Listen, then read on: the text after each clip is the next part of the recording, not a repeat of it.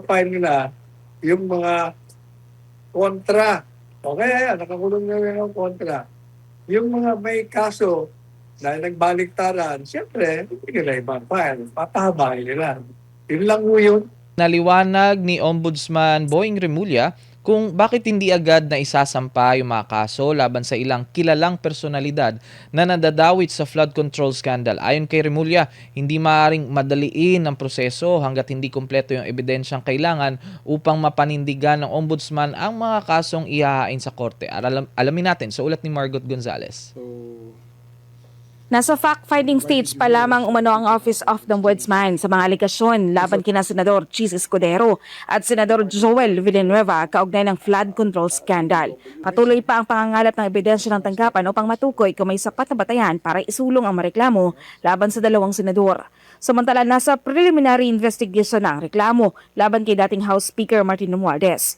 Hintayin pa ng ombudsman ang kanyang counter-affidavit o depensa bago makapagpalabas ng resolusyon sa kaso. Dahil sa mabagal na pag-usad ng ilang kaso, may mga nagtatanong kung bakit tila mas nauuna pang nakasuhan ang ibang personalidad na hindi naman umano nadadawit sa flood control anomaly. Kabilang dito si dating Congressman Mike Defensor na nagpahayag ng pagkadismaya sa tila mabagal na pag-usad ng kaso laban kay Romualdez. Romualdez, dapat isunod na nila, nauna pa kami. Ngunit ayon kay Remulla, hindi maaring madaliin ng ombudsman ang proseso dahil kailangang tiyaking sapat at matibay ang ebidensyang ihaharap sa korte. Anya mas mahalagang maihanda ng maayos ang kaso kaysa magsampa agad ng reklamo na maaring hindi mapanindigan sa paglilitis. Sistema ng ano yan sistema ng batas natin yan And kahit nasabihin mo sa akin, bilisan mo yan, pag hindi kompleto yan, hindi ko ha-file yan. Hindi pwedeng fa-file mo, weaponize mo. Dapat dyan, pag final mo, kaya mo nang panindigan. In fact, ang prinsipyo gusto namin manaig dito, pag nag-file kami ng kaso at humingi kami ng continuous trial, i-grant, ready na yung lahat ng ebidensya. Para wala nang mawawalang ebidensya, wala nang mawawalang testigo, tapusin namin kagad yan. Kaya lang, yung preparasyon ang mahirap Sa kaso naman ni Marcoleta, sinabi na noon ng ombudsman na mas mabilis ang naging case filled up dahil sa mga impormasyong nakuha ng kanilang tanggapan. Kabilang ang mga pahayag at pag-amin ng umano'y may kaugnayan sa pagtanggap ng donasyon at hindi pagdideklara ng ilang yaman sa kanyang salin. Samantala, umaasa ang ombudsman na pagbibigyan ng korte ang kanilang hiling na ma-discharge sa kaso si dating DPWH Secretary Manuel Bunoan. Layunin ng tanggapan na magamit si Bunoan bilang testigo sa isinusulong na grand conspiracy case laban kay Romualdez. Bantayan natin ang courts because kami, we're putting on our best face to put flesh into the cases. Sana, the courts will also do their part in dispensing justice in this country. Justisya ang pinag-uusapan dito. Samantala, nilinaw naman ni Remulla na wala ng probative value para sa ombudsman ang Cabral files matapos pumanaw ang dating DPWH Undersecretary Catalina Cabral.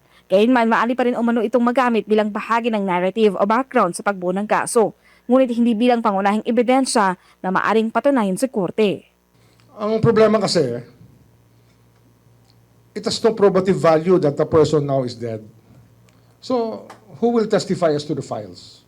Wala na Technically, as if it doesn't exist. You can probably use it as a narrative, as part of a narrative, but supported by other evidence rather than the files.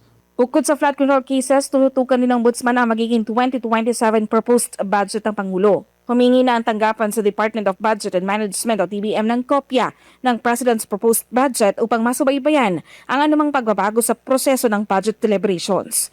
Ang kay Remulla, mahalaga ang monitoring upang matiyak na walang lalampas sa mga pondong isinumite at inaprobahan sa ilalim ng proposed budget ng Malacanang. We prepared a letter to the DBM already to give us a copy of the President's proposed budget. And any changes there, we will notice, we will study, and we will make sure that nobody goes beyond what is submitted by the President. Para sa Diyos at Pilipinas kumahal, Margaret Gonzalez, SMNI News. Ayan po, Attorney Sal. Ano pong masasabi niyo sa ulat na yan? Payag ni Ombudsman Remulla. Puro kalokohan ang pinagsasabi yan. 2 taon na yan. Mula nung inilabas yan, lumabas na yan sa lahat ng klaseng investigasyon, may mga testigo na tinuturo na kompleto na dokumento. Bakit hindi ma-file? Talagang ayaw i-file. Yan ang katotohanan dyan. Ang ipapile nila, yung mga kontra. O kaya yan, nakakulong na yung kontra. Yung mga may kaso na nagbaliktaran, siyempre, hindi nila ipapile. Papahabahin nila. Yun lang mo yun. Ito, meron pa isang balita, Attorney Sal. Habang tinatapos nga ni Pangulong Ferdinand Marcos Jr. ang kanyang ikalimang State of the Nation Address o SONA speech, inilatag naman ng Volunteers Against Crime and Corruption o VACC ang mga isyong nais nilang marinig mula sa Pangulo. Pangunahin dito yung panawagang tuluyang ipagbawal, partikular itong online gambling at papanagutin yung umano'y malalaking personalidad na sangkot sa mga isyu ng katiwalian, partikular sa flood control. Alamin natin ang ulat mula kay Aaron Rojas. Tuluyang ipagbawal ang lahat ng uri ng online gambling. Ito ang pangunahing panawagan ng Volunteers Against Crime and Corruption o VACC kay Pangulong Ferdinand Marcos Jr. bago ang kanyang ikalimang State of the Nation Address. Ayon kay VACC President Boy Evangelista, hindi na umano sapat ang mga naunang hakbang ng pamahalaan laban sa Philippine Offshore Gaming Operators o POGO dahil nananatili pa rin ang panganib ng online gambling sa lipunan. The moment you abolish yung online gambling, it is a response due sa increasing risk ng harmful social effect. Katulad po ng parang this is comparable to drug addiction. Bukod sa online gambling, nananawagan din ang grupo ng mas matinding kampanya laban sa katiwalian. Iginit ng VACC na hindi lamang mga mabababang opisyal ang dapat managot sa umunoy anomalya sa flood control projects. Dapat din umunong papanagutin ang mga tinatawag nilang big fish o mga malalaking personalidad na posibleng sangkot sa mga irregularidad. I'm sending a very strong message to Presidente sa lahat, no? Ombudsman, all levels ng court, no? Na there should dapat may accountability talaga may jail term a peso stolen from our kaban ng bayan is tantamount a direct attack on our economy. Ayon pa sa VACC, hindi dapat matabunan ng ibang usaping politikal ang mga investigasyon sa flood control anomalies. Inaasahan ng grupo na magbibigay ang Pangulo ng malinaw na direksyon sa pagpapanagot sa mga personalidad na mapapatunayang sangkot sa mga kontrobersya. Kasabay nito, hiniling din ng VACC ang panibagong reboot o courtesy resignation ng mga cabinet officials at pinuno ng government-owned and controlled corporations na may kinakaharap na kontrobersya. Samantala, sinabi ng Malacanang na kasalukuyan ang tinatapos ng Pangulo ang kanyang SONA kung saan ilalatag nito ang mahalagang programa at prioridad ng administrasyon. Nakatakdang ihatid ni Pangulong Ferdinand Marcos Jr. ang kanyang ikalimang SONA sa Hulyo 27 sa Batasang Pambansa. Habang hinihintay ang magiging laman ng talumpati, iba't ibang sektor naman ang patuloy na naglalatag ng kanilang mga panawagan at inaasahan sa magiging direksyon ng administrasyon. Para sa Diyos at sa Pilipinas kung mahal, Aaron Rojas, SMNI News. Ito din, Attorney Sal, issue ng online gambling. Ano po ang inyong may papayo o masasabi dito? Ano ba yung grupong yan? Puro rin pareho din na kayo mga negosyante, puro din kayo salita. Yung grupo nyo, kung yan ay pareho ng grupo ni Dante Jimenez sa mga panahon, mag-organize kayo. Sumama kayo sa mga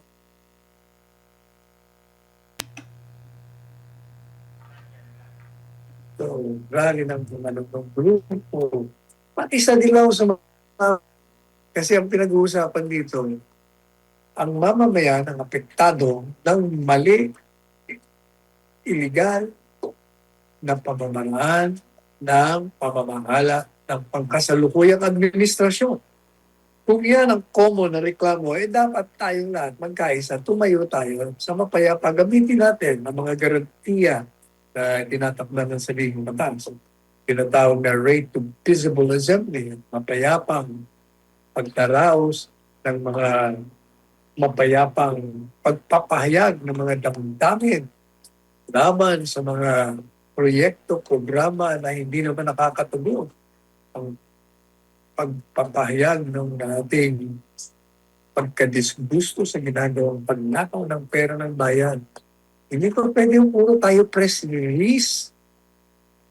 Mag-organisa tayo ng tayong lahat ay pagkita-kita sa kalye, araw-araw natin gawin yun. Maniwala kayo, tapos kagad yung ating problemang yan. Kasi makikita ng administrasyon na talagang ang taong bayan ay diskustado na. Kaya ay gumawa sila ng kaparaanan para mawala yung diskontento o kaya sasabog sa mga bangalan. Ayan. Maraming salamat po, Attorney Sal. Samantala, may pa tayong isang balita.